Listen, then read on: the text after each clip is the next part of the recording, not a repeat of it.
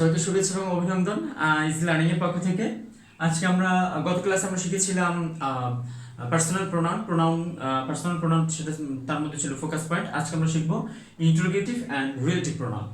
Interrogative সহজে আমরা বুঝতে পারি যে ইন্টারোগেটিভ মানেটাই হচ্ছে কোনো কিছু প্রশ্ন করা, কোনো কিছু জিজ্ঞাসা করা, সেটাই হচ্ছে ইন্টারোগেটিভ প্রোনাউন। প্রশ্ন করার জন্য যে সব প্রোনাউন ব্যবহার করা হয় তাই ইন্টারোগেটিভ প্রোনাউন।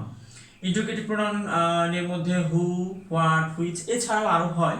প্রশ্ন করার জন্য আমরা যে প্রোনাউনগুলো ব্যবহার করব তাই। তবে ডু ইউ লাভ এখানে কিন্তু কোনো ইন্টারোগেটিভ প্রোনাউন নেই, ডিরেক্ট আমরা ভার্ব থেকে করেছি। এখানে কিন্তু ডুটাকে কখনো আমরা ইন্টারোগেটিভ প্রোনাউন হিসেবে নিতে পারবো না। ডু ভার্ব দিয়ে এম ইজ আর হ্যাভ ট্যাভ এগুলো দিয়ে করা, ওখানে কিন্তু আমাদের কোনো ইন্টারোগেটিভ প্রোনাউন নেই।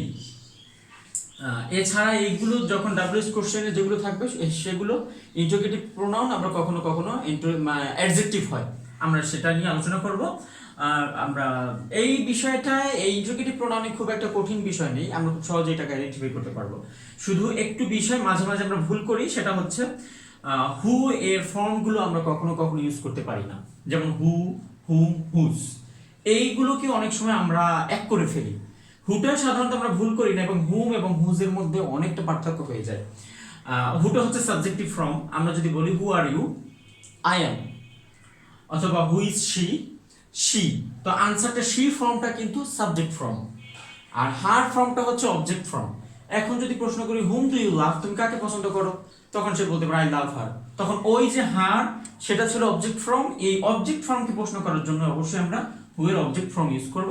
ঠিক হুজ, এটা হচ্ছে পসেসিভ ফর্ম। পসেসিভ কি আমরা সেটা আগেই শিখেছি, যে কারো অধিকার অর্থে, যেটা আমার, এটা আমার ডাস্টার। এটা আমরা একটু উদাহরণ সহকারে দেখি। Who are you, whom do you love, whose pen is yours, whose marker is yours. এভাবে যেগুলো আছে সবগুলোই হচ্ছে আমরা এই জাতীয় প্রশ্ন যেগুলো আছে এগুলোকে আমরা সবসময় আমরা ব্যবহার করব হুজ দিয়ে। ইন্টারোগেটিভের আরেকটি বিষয় হচ্ছে ইন্টারোগেটিভ প্রোনাউনটা কখনো কখনো অ্যাডজেক্টিভ হয়, প্রোনাউনের ওই ফর্মটাই কখনো অ্যাডজেক্টিভ হয়, আবার কখনো ইন্টারোগেটিভ প্রোনাউন হয়। এই বিষয়টাই অনেক সময় পরীক্ষায় চলে আসে, কোনটা ইন্টারোগেটিভ অ্যাডজেক্টিভ অথবা কোনটি ইন্টারোগেটিভ প্রোনাউন নয়। কিন্তু প্রত্যেকটার ফর্ম দেওয়া থাকে এরকম একটা একটা একটা একটা করে, কিন্তু তার মধ্যে একটা থাকে যেটা ইন্টারোগেটিভ প্রোনাউন না, যেটা হচ্ছে অ্যাডজেক্টিভ। যেমন which of this pens is yours, আর একটা হচ্ছে হুইচ পেন ইজ ইয়োর্স, আর একটা হচ্ছে which of this pens is yours. আবার এখানে পেন্স প্লুরাল আছে কিন্তু এর পরের ভার্বটা হচ্ছে সিঙ্গুলার। কেন হয়েছে এক্সপ্লেনেশনে আসছি। Which is the, what is the matter, ব্যাপারটা কি, what matter is it, which of this colours do you like, which colour do you like. আচ্ছা, এখন আমাদের যখন এই দিকে যে সেন্টেন্সগুলো আছে, which of this pens, what is the matter, তারপর হচ্ছে which of the colours do you like, এগুলো সব হচ্ছে ইন্টারোগেটিভ প্রোনাউন। এগুলো সব হচ্ছে ইন্টারোগেটিভ প্রোনাউন। কিন্তু যখন আমি এই দিকে চলে আসছি, হুইচ পেন, এখানে ছিল হুইচ অফ দিস পেন, কথা কিন্তু প্রায় সেম বা অর্থটাও প্রায় সেম, কিন্তু একটু ডিফারেন্ট হচ্ছে কি, এখানে হচ্ছে হুইচ এর সাথে সাথেই হচ্ছে, হুইচ এর সাথে সাথে হচ্ছে পেন আছে, নাউন অথবা প্রোনাউনটা আছে। আবার হচ্ছে যে আমার ইন্টারোগেটিভ প্রোনাউন যেটা আছে, ডাব্লিউএইচ এর যে ওয়ার্ডগুলো আছে এর সাথে সাথে কিন্তু নাউনটা আছে। যখন সাথে সাথে নাউনটা আছে তখন কিন্তু এটা অ্যাডজেক্টিভ হয়ে যাচ্ছে, এটা হচ্ছে তখন অ্যাডজেক্টিভ। আর এইটা হচ্ছে প্রোনাউন, এটা হচ্ছে ইন্টারোগেটিভ প্রোনাউন, আর এটা হচ্ছে adjective. Same what is the matter, যখন আমি হোয়াট ম্যাটার করে ফেলবো, হোয়াট ইজ দ্য ইস্যু, যখন বলবো হোয়াট ইস্যু, তখন কিন্তু ওটা হয়ে যাবে অ্যাডজেক্টিভ। আর যখন আমি স্বাভাবিক সহজ কথায় বোঝার জন্য ডাব্লিউএইচ এর পরে বা এইটার পরে যখন আমরা সাথে সাথে নাউনটা নিয়ে আসবো, ডাব্লিউএইচ কোশ্চেন বলি, অনেকভাবে আমরা এটাকে মানে কি বলবো ডিফাইন করি, কিন্তু এটা কখনো রিলেটিভ প্রোনাউন হয়, অনেক কিছু হয়। স্বাভাবিকত আমরা ইন্টারোগেটিভ সেন্টেন্সের ক্ষেত্রে আমরা ডাব্লিউএইচ কোশ্চেন আমরা বলে দিতেই পারি, কারণ এখানে তো আমার ইন্টারোগেশন একটা সিম্বল আছেই। সো যখন আমরা WH কোশ্চেন বা এই ওয়ার্ডটার পরে যখন আমরা নাউন বা প্রোনাউন, নাউন যখন পাবো, নাউন অর প্রোনাউন যখন সাথে সাথে পাবো, তখন কিন্তু আমরা সেটাকে অ্যাডজেক্টিভ বলবো। এখানে প্রোনাউন থাকতে পারতো অর্থ অনুযায়ী। তাহলে এইটা হচ্ছে আমার ইন্টারোগেটিভ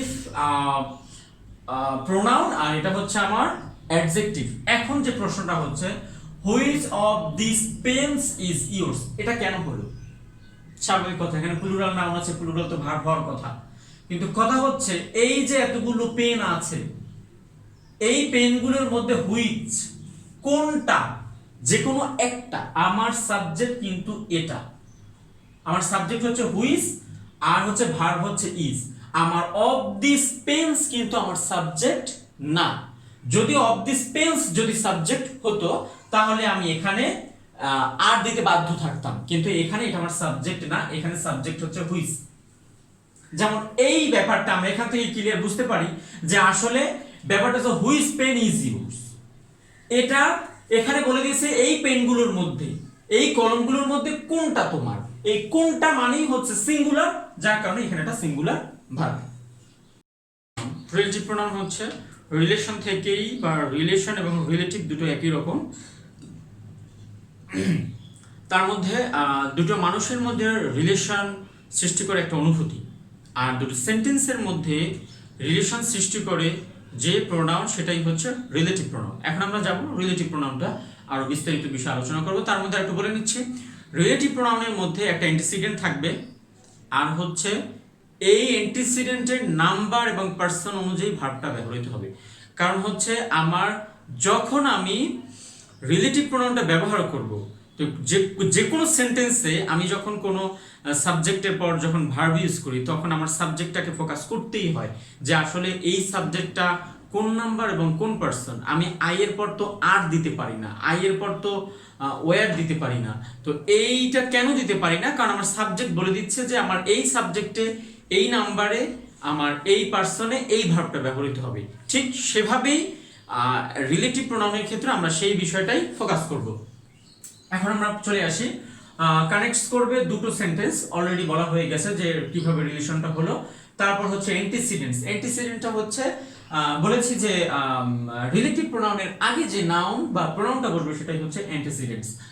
এখন আমরা যাই, he is the boy who always speaks the truth. আচ্ছা, এখানে আমার শর্ত অনুযায়ী যেটা অলরেডি আমরা বলে ফেলেছি, অ্যান্টিসিডেন্ট কোনটা, আগে আমার বের করতে হবে রিলেটিভ প্রোনাউন। এটা হচ্ছে আমার রিলেটিভ প্রোনাউন হু।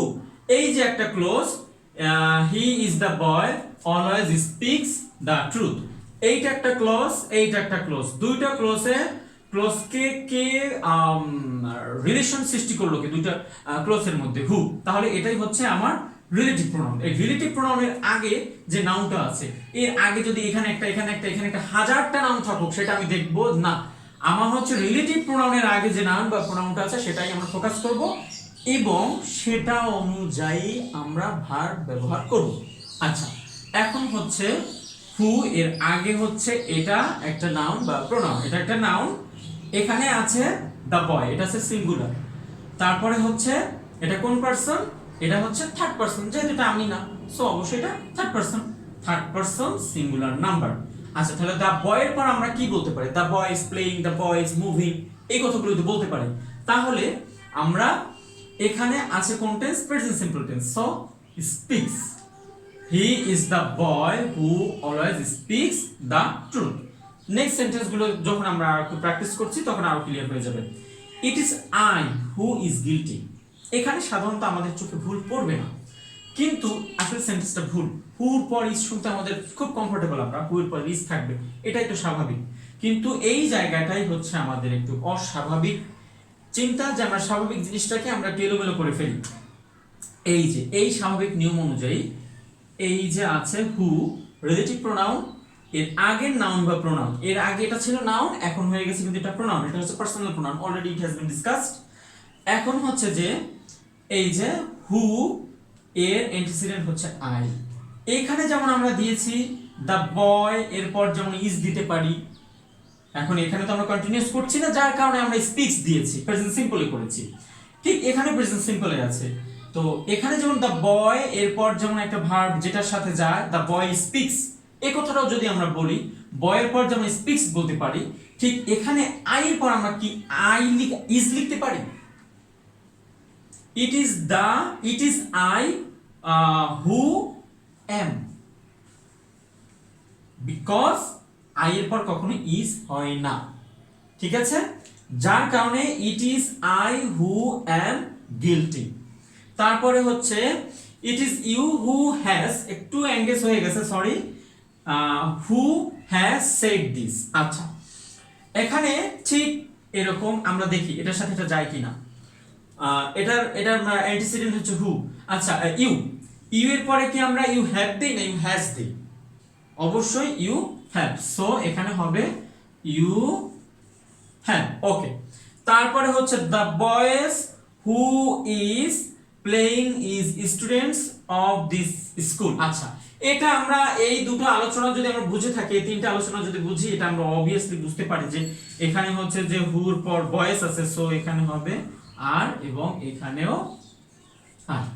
তাহলে আমাদের এই বিষয়টা মাথায় রাখতে হবে যে অ্যান্টিসিডেন্টটা যে নাম্বার যে পারসন সেটা অনুযায়ী আমরা ভার্ব ইউজ করব। কিছু কিছু রিলেটিভ প্রোনাউন আছে যে প্রোনাউনগুলোকে আমরা একটা বিশেষ বিশেষ অর্থে ব্যবহার করি, এগুলোকে একটু নিয়মতান্ত্রিক ভাবে ব্যবহার করতে হয়, একটা জায়গায় আরেকটা ইউজ করতে পারি না। যেমন হুটা সবসময় আমরা ব্যক্তি অর্থে ব্যবহৃত করব, এটা কখনো আমরা বস্তুর প্রোনাউন হিসেবে ব্যবহার করতে পারবো না। যেমন this is the man hmm I saw yesterday, the man who came yesterday is my brother. আচ্ছা, তাহলে কি দাঁড়ালো, এই যে ম্যান এবং এই যে ম্যান, দুইটা ম্যান, কিন্তু একটাই আছে হুম আর একটাই হচ্ছে হু।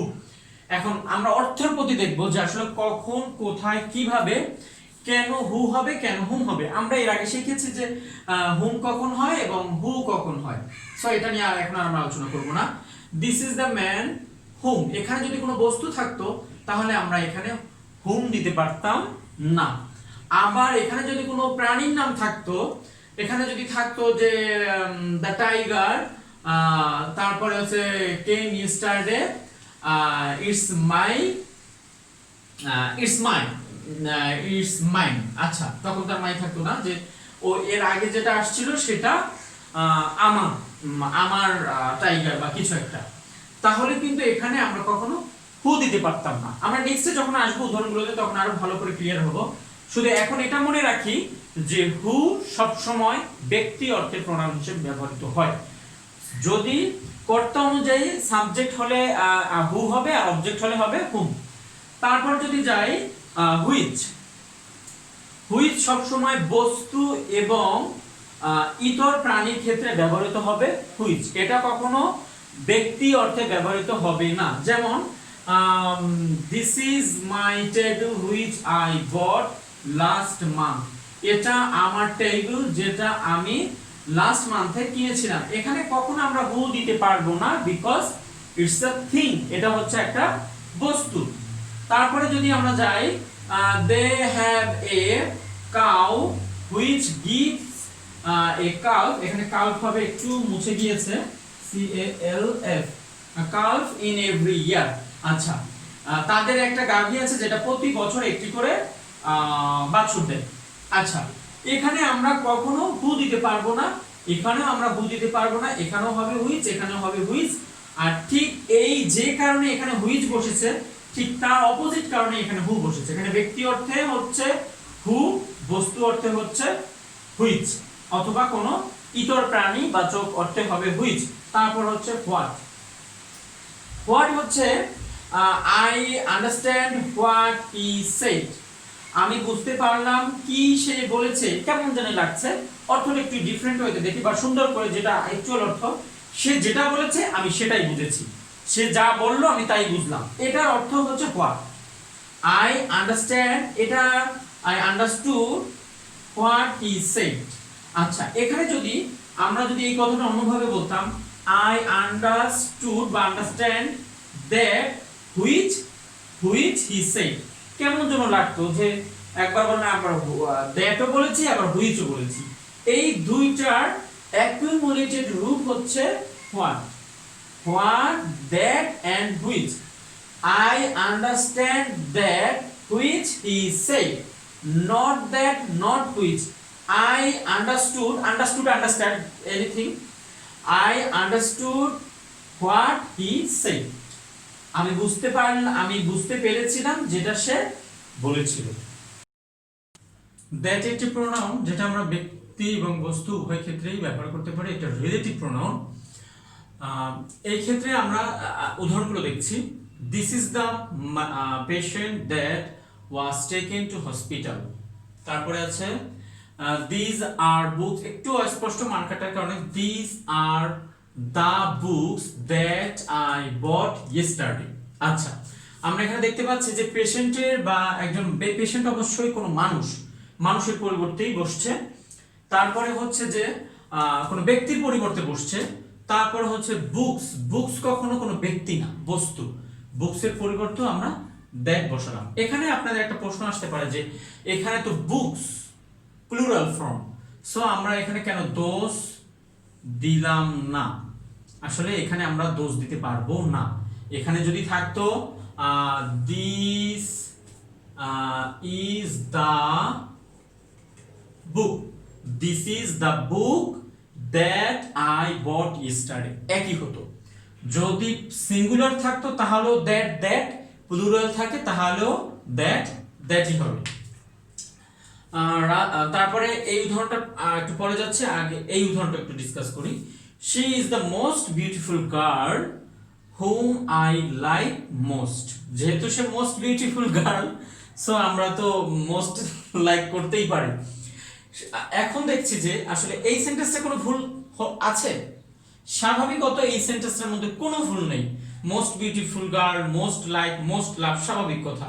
She is the most beautiful girl whom I like most. কিন্তু ব্যাপারটা হচ্ছে এখানে হুম হবে না, এখানে হবে দ্যাট। একটু পিকুলিয়ার, একটু অড লাগছে যে আসলে কেন একটা মানুষের পরিবর্তে কেন আমরা দ্যাট ব্যবহার করব। এখানে তো আমরা বুক দ্যাট, কিন্তু এখানে যেরকম আমরা দ্যাট ব্যবহার করেছি এখানেও সেরকম দ্যাট ব্যবহার করব। তার মধ্যে হচ্ছে যে এই জায়গাটায় আমরা দ্যাট ব্যবহার করতে বাধ্য।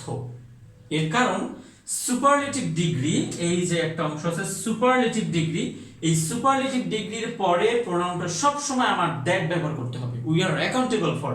যেমন এখানে তো মানে প্রশ্নই আসে না হু ছাড়া অন্য কিছু ভাবার।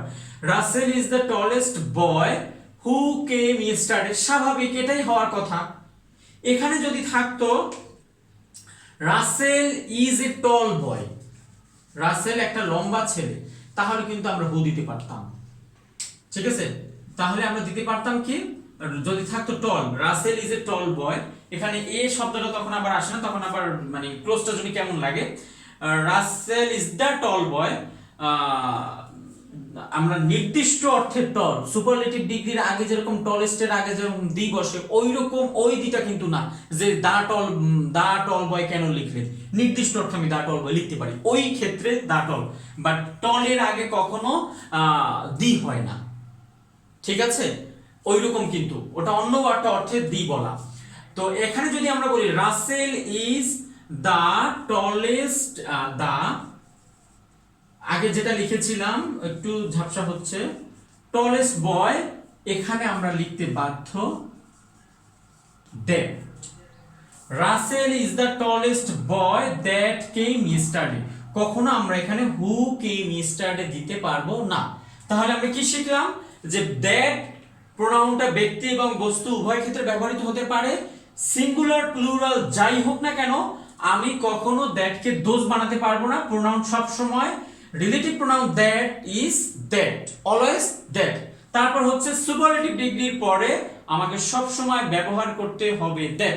হু, হুম, হুস, ফুস কিচ্ছু ব্যবহার করা যাবে না, শুধু দ্যাটই ব্যবহার করতে হবে। Russell is the tallest boy, not whom অথবা whom. Russell is the tallest boy that he came yesterday. Same, she is the most beautiful girl that I like most, এখানে হুম হবে না, এখানে হবে দ্যাট। তাহলে দ্যাট আমার ব্যক্তি এবং বস্তু উভয় অর্থে ব্যবহৃত হয় এবং সুপারলেটিভ ডিগ্রি ক্ষেত্রে ব্যবহৃত হয়।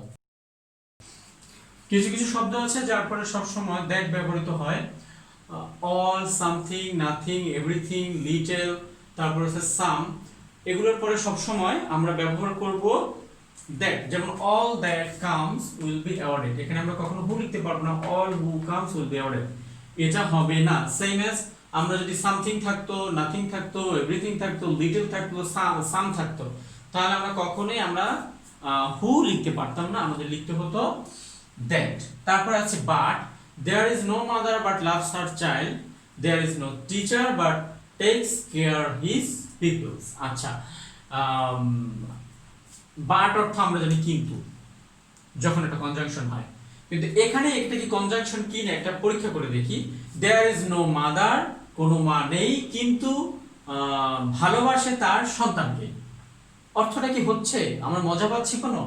তারপরে দেখি there is no teacher but loves her but takes care his pupils। আচ্ছা, কি হলো? there is no teacher, এমন কোনো টিচার নেই, এমন কোনো শিক্ষক নেই, কিন্তু টেক কেয়ার করে his pupils। কেমন যেন লাগে না? কিন্তু যা এই কিন্তু যদি আমার বাট যদি কনজাংশন হতো তাহলে তো একটা কিন্তু আমার অর্থ লাগবেই।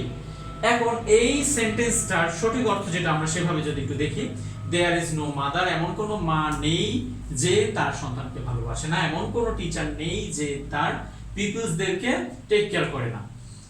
তাহলে কখন এটা কনজাংশন, কখন এটা রিলেটিভ প্রোনাউন, এটা আমরা কিভাবে বুঝবো? কনজাংশন দিয়ে যখন হবে সেটা হবে কম্পাউন্ড সেন্টেন্স, আর যখন আমার রিলেটিভ প্রোনাউন হবে তখন সেটা হবে কমপ্লেক্স সেন্টেন্স। এটা কিন্তু complex sentence, this are complex sentence. এখন আমরা যাই কখন কনজাংশন। আমরা যদি বলি he is poor but he is honest না লিখে লিখি অনেস্ট, বাট অনেস্ট লিখি। আচ্ছা, এখানে আমরা একটু পড়ে দেখি সেন্টেন্সটার অর্থ কি দাঁড়ায়। সে গরিব কিন্তু সৎ, শব্দটা মানে বাক্যটা পরে একটা আমরা একটা মজা পেয়েছি, এবং এই অর্থটা যে কিন্তু, এই বাট যে কিন্তু, তাতে আমার মানে বিন্দু মাত্র সন্দেহ আমাদের নেই, আমরা নির্দ্বিধায় আমরা বলে দিতে পারি বাট অর্থ কিন্তু এই সেন্টেন্সটাতে। কিন্তু এইখানে কিন্তু শব্দের অর্থ আসে না, বাটের অর্থ কিন্তু হিসাবে আসে না। তাহলে আমার এইখানে বাটটা হচ্ছে রিলেটিভ প্রোনাউন, আর এইখানে যে বাটটা ছিল এটা হচ্ছে কনজাংশন, এবং আগেরটা ছিল একটা কম্পাউন্ড সেন্টেন্স। এখন আমরা কম্পাউন্ড সেন্টেন্স কি, কেমন, কিরকম হয় সেটা আমরা আলোচনা করব না, এখন আমাদের যে ফোকাস পয়েন্ট আমরা সেটা আলোচনা করি। তাহলে বাট হচ্ছে একটা রিলেটিভ প্রোনাউন। তারপরে হচ্ছে হুজ। আচ্ছা, এটা ব্যক্তি এবং বস্তু উভয় ক্ষেত্রেই ব্যবহৃত হয়। এই জিনিসটা ব্যক্তি এবং বস্তু যখন এটা পসেসিভ ফর্মে হয়, আমরা এর আগে বলেছি হু সবসময় ব্যক্তি অর্থে, ব্যক্তি অর্থে, ব্যক্তি অর্থে, এবং হুমও ব্যক্তি অর্থে, ব্যক্তি অর্থে, ব্যক্তি অর্থে, কিন্তু হুজ এটা ব্যক্তি বস্তু উভয় হতে পারে। আমরা দেখি কিভাবে হয়। I have a reading book, reading room which door is often closed। আচ্ছা, এখানে অর্থটা কেমন হয়? I have a reading room, যেটা often মানে যেটা উইন্ডো, যেটা দরজা, সরি এখানে ডোর আমি লিখেছি, ডোর হোক সমস্যা নাই, উইন্ডো হলে ভালো হতো। উইন্ডো যদি হতো তাহলে যেটা উইন্ডো এটা কি হয় নাকি যেটার উইন্ডো, দরজা মানে কি বলবে রুমটার, তা রুমটার, আমার, তোমার, এরকম যদি বলতে যাই তাহলে হবে হুজ, যার কারণে এখানে আমরা হুজ ব্যবহার করব। তারপরে হচ্ছে I know the boy whose mother is a teacher. আচ্ছা, এখানে আমরা কি হু লিখতে পারি? I know the boy who mother is a teacher হয় না। আমরা এখানে কি এটা লিখতে পারি? I know the boy whose whom mother, যাকে হুম তো হয়ই না, আমরা বুঝতেই পারি। এখন আমরা যদি হুইজ দেই, হুইজ যদি দেই, হুইজ তো হবেই না, কারণ এটা ব্যক্তি অর্থে কখনো হুইজ হয় না। আবার দ্যাট দিলেও কি হয়? দ্যাট দিলে আমরা একটু দেখি, যেখানে যদি আমরা দ্যাট দেই, I know the boy that mother, এখানে মানে মনে চাই একটু দ্যাটস মাদার লিখে দেই, কিন্তু এটা তার হওয়া সম্ভব না, যার কারণেই হয় হুজ, যার মা, এই বয়টার মা, তো তার মা, আমার মা, তোমার মা, তো এখানেই হচ্ছে হুজ। তারপরে হচ্ছে প্রিপজিশনের পরে সব সময় হুম ব্যবহৃত হয়। For hmm she is working, এখানে একটু প্রশ্নবোধক না দিলেই নয়। সে কার জন্য খাটছে, কার জন্য কাজ করতেছে, ঠিক এরকম with whom, by whom, to whom, এগুলোর পর সবসময় হুম হবে। সেটা এই সেন্টেন্স সব প্যাটার্ন এরকম থাকবে না, অবশ্যই তার ভেরিয়েশন আসবে, কিন্তু প্রিপজিশনের পরে সবসময় হুম হবে। আর হচ্ছে যখন আমরা পসেসিভ কোনো কিছু করতে যাব তখন সবসময় হবে হুজ, সেটা ব্যক্তি হোক বস্তু হোক, যেমন এটা এখানে হলো। তারপরে বার্ড তো আমরা দেখলাম যে বার্ডটা কনজাংশনও হয়, তারপরে হচ্ছে রিলেটিভ প্রোনাউন হয়। কখন রিলেটিভ প্রোনাউন হয় আমরা সেটা বুঝতে পারলাম, এবং এই শব্দগুলোর পরে সবসময় দ্যাট ব্যবহৃত হয়।